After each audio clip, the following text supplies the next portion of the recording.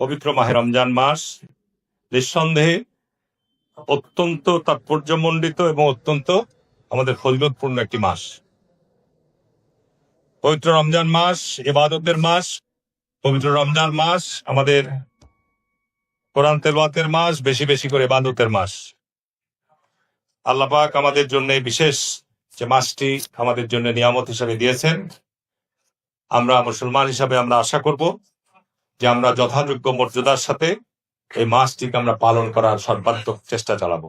আমরা আজকে মূলত এই ইফতার মাহফিলের আয়োজন করেছি আমাদের প্রয়াত আমাদের দেশনেত্রী শহীদ রাষ্ট্রপতি জিয়াউর রহমান এবং বেগম খালেদা জিয়ার আত্মার রুহের মাগফিরাত কামনা, এবং আমাদের যে নবনির্বাচিত সরকার, এই সরকার যেন সুষ্ঠুভাবে তাদের কার্যক্রম পরিচালনার মধ্য দিয়ে, সুষ্ঠুভাবে দেশ পরিচালনার মধ্য দিয়ে দেশের মানুষের কাছে যে অঙ্গীকার, দেশের মানুষের কাছে যে প্রতিশ্রুতি, দেশের শান্তি, দেশের শৃঙ্খলা, দেশের মানুষের যে আকাঙ্ক্ষা, সেটিকে যেন বাস্তবায়ন করতে পারে, সেই লক্ষ্যকে সামনে রেখেই আজকে আমরা ইফতার মাহফিলের আয়োজন করেছি। আজকে এখানে উপস্থিত হয়েছেন আমাদের এই সদর উপজেলা এবং পৌর বিএনপির আমাদের প্রিয় নেতৃবৃন্দ, আইনজীবীবৃন্দ, আমাদের ডাক্তারদের প্রতিনিধিবৃন্দ, এবং আমরা নির্বাচনকালীন সময়ে আমাদের যে 172টি যে কেন্দ্র ছিল, এই কেন্দ্র পরিচালনার দায়িত্বে মোটামুটি ভাবে যারা প্রধান ভূমিকা পালন করেছেন তারাকেই আমরা এখানে আজকে আমন্ত্রণ জানিয়েছি। আমি আপনাদেরকে ধন্যবাদ জানাচ্ছি। আজকে আমরা এখানে মোটামুটি ভাবে আমাদের বিভিন্ন কেন্দ্রে যারা দায়িত্বে রয়েছেন তারা এখানে উপস্থিত হয়েছেন। সেন্টারের যারা প্রতিনিধিত্ব করেছেন তারা আছেন, আমাদের কিছু আমাদের মহিলা প্রতিনিধিরাও আছে। আজকে সারা বাংলাদেশে নির্বাচন একটা অনুষ্ঠিত হয়ে গেল। এই নির্বাচন নিয়ে অনেক ধরনের প্রশ্ন দেখা দিয়েছে, এই নির্বাচন নিয়ে অনেকেই অনেক কথা বলছে।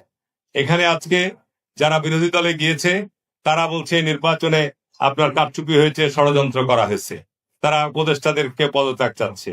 আমরা বলছি যে এই সরকার, যারা 5ই আগস্টের পর যে সরকার ছিল, সেই সরকার রাষ্ট্র কাঠামোকে জামাতিকরণ করেছিল এবং তাদের যে উদ্দেশ্য এবং লক্ষ্য ছিল জামাত এবং এনসিপি কে ক্ষমতায় নিয়ে আসার, সেটি ব্যর্থ হয়েছে চূড়ান্তভাবে।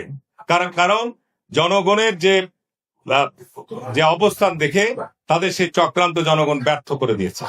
বাংলাদেশে অতীতে 13তম জাতীয় সংসদ নির্বাচনের আগে বাংলাদেশে 1986 সাল থেকে জামাত ইসলাম নির্বাচনে অংশগ্রহণ করে আসে।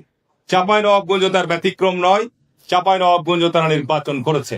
86 সাল থেকে 2018 সাল পর্যন্ত নির্বাচনের স্ট্যাটিস্টিক্স যদি আমরা দেখি, চাঁপাইনবাবগঞ্জের ইতিহাসে এটা রেকর্ড, নজিরবিহীন।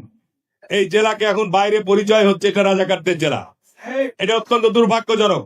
আজকে চাঁপাইনবাবগঞ্জের 3টি সিট আজকে জামাত ইসলামের প্রার্থীরা বিপুল ভোটে বিজয় অর্জন করেছে। নবাবগঞ্জ, শিবগঞ্জে জামাত ইসলামের কিছু ভোট ব্যাংক আছে, এটা সত্য, কিন্তু আপনার নাচল, ভোলাট, গমস্তাপুরে সেখানে জামাত অনেক ভোটে 3 নম্বর থাকে। সেখানে দেখা গেছে যে সেইখানেও জামাত ইসলামকে বিজয় করা হয়েছে। এখন জানি না আজকে এই নির্বাচনের এই ফলাফলের জন্য আমার যেটা বিশ্লেষণ, সরকারের কোনো মেটিকুলাস ডিজাইন ছিল কিনা, সূক্ষ্ম কোনো পরিকল্পনা ছিল কিনা, এটি সামনের দিনে বেরিয়ে আসবে ইনশাল্লাহ। সামনের দিনে অবশ্যই বেরিয়ে আসবে, কারণ সামনে আবার স্থানীয় নির্বাচনগুলো আসতে যাচ্ছে। সামনে স্থানীয় নির্বাচনগুলোতেই কি পরিমাণ ভোট কাস্টিং হয়, কারা কারা নির্বাচিত হয়, কিভাবে নির্বাচন হয়, সেগুলো এখন অপেক্ষার বিষয়। তাদের কাছে যেটা প্রশ্ন রাখবো, যে নির্বাচনের সামনে রাজনৈতিক দলের মধ্যে দলের যারা নেতৃত্বে থাকবে তারা হবে লয়াল, দলের প্রতি আনুগত্যশীল ব্যক্তিরাই দলের নেতৃত্বে থাকবে। আর নির্বাচন হচ্ছে সম্পূর্ণ ডিফারেন্ট জিনিস। নির্বাচন যাদেরকে মনোনয়ন দিলে নির্বাচনে বিজয় অর্জন করা যাবে, পার্টি সব সময় এমপি হোক, চেয়ারম্যানই হোক, কমিশনারই হোক, মেম্বারই হোক, সবসময় চিন্তা করতে হবে যে আমি কাকে নমিনেশন দিলে আমি তাকে সেখান থেকে জয়ী করে আনতে পারবো। ঠিক না ঠিক বলছি? সুতরাং আগামী নির্বাচন, সামনে জেলা পরিষদ আসবে, সামনে পৌরসভা আসবে, সামনে এখানে আমাকে অনেকে বলেছেন অবশ্যই চাঁপাইনবাবগঞ্জে যে জেলা কমিটিটি রয়েছে এটি বিতর্কিত জেলা কমিটি, এরা কেউ বিএনপির লোক নয়, এবং এইখানে এই জেলার 3টি সিটের বিপর্যয়ের জন্য এরা অন্যতম দায়ী। এরা 4 বছর যাবত 4 বছর ধরে এরা প্রকাশ্য এরকম অনেক ইউটিউব আছে, তারা ভাষণ দিয়ে বেরিয়েছে যে হারুন এমপি নমিনেশন পাবে না, শাহজাহান সাহেব নমিনেশন পাবে না, আপনার আমিনুল হাজি নমিনেশন পাবে না। এই ধরনের তারা গণসংযোগ এবং প্রচার প্রপাগান্ডা চালিয়ে বেরিয়েছে, ঠিক না বেটি বলছি?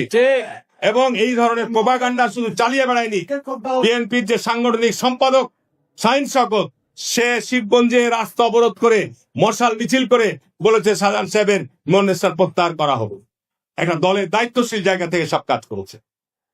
সুতরাং আমি মনে করি আজকে পার্টি ক্ষমতায় গিয়েছে, ব্যাপক মেজরিটি নিয়ে, এটা ঠিক, কিন্তু পার্টির সাংগঠনিক কাঠামোকে ঠিক করতে না পারলে সামনের দিনে ইউনিয়ন পরিষদ, পৌরসভা, উপজেলা পরিষদ গুলোতে বিপর্যয় অনিবার্য হবে। আমি চ্যালেঞ্জ দিয়ে বলে দিতে পারি, যত দ্রুত সম্ভব আমাদের পার্টির চেয়ারম্যানকে অনুরোধ করব যে যেসব জেলায় আজকে যারা আপনার সিদ্ধান্তের বিরুদ্ধে কাজ করেছেন আপনি তদন্ত করবেন, তাদের বিরুদ্ধে আপনি ব্যবস্থা গ্রহণ করবেন, না হলে আপনি আগামী দিনে কামিয়াব হতে পারবেন না। আমি আর বক্তব্য বাড়াবো না, যেহেতু এখানে সংক্ষিপ্ত দোয়া করবে, তারপরে আমরা ইফতারিতে চলে যাব।